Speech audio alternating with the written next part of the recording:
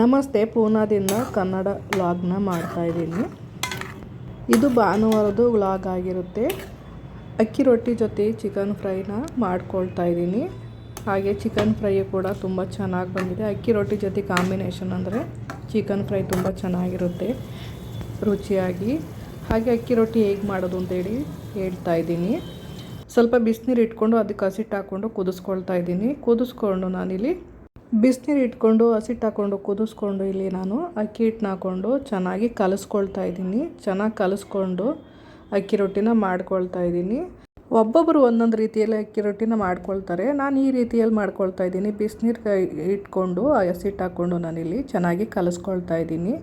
ಚೆನ್ನಾಗಿ ಕಲಿಸ್ಕೊಂಡು ಆದಾಗಲ್ತೂ ಅಕ್ಕಿ ರೊಟ್ಟಿನ ಮಾಡ್ಕೊಳ್ತಾ ಇದ್ದೀನಿ. ಅಕ್ಕಿ ರೊಟ್ಟಿ ಮಾಡ್ಕೊಳ್ಳೋದಕ್ಕೆ ನಾನಿಲ್ಲಿ ಒಂದು ಕವರ್ನ ಹಾಕ್ಕೊಂಡಿದ್ದೀನಿ. ಕವರ್ ಹಾಕ್ಕೊಂಡು ಎಣ್ಣೆ ಹಚ್ಕೊಂಡು ನಾನಿಲ್ಲಿ ಚೆನ್ನಾಗಿ ಅಕ್ಕಿ ರೊಟ್ಟಿನ ಮಾಡ್ಕೊಳ್ತಾ ಇದ್ದೀನಿ.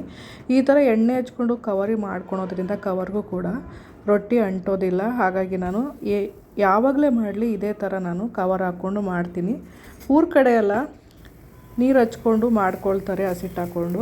ಈ ಥರ ಮಾಡ್ಕೊಳ್ಳೋದ್ರಿಂದ ತುಂಬ ಈಸಿ ಇರುತ್ತೆ ಅಕ್ಕಿ ರೊಟ್ಟಿ ಮಾಡೋದಕ್ಕೆ. ಹಾಗೆ ತುಂಬ ಚೆನ್ನಾಗೂ ಕೂಡ ಬರ್ತವೆ. ನಾನಿಲ್ಲಿ ಸ್ವಲ್ಪ ಎಣ್ಣೆ ಹಾಕ್ಕೊಂಡು ಕ್ರಿಸ್ಪಿಯಾಗಿ ಅಕ್ಕಿ ರೊಟ್ಟಿನ ಮಾಡ್ಕೊಳ್ತೀನಿ.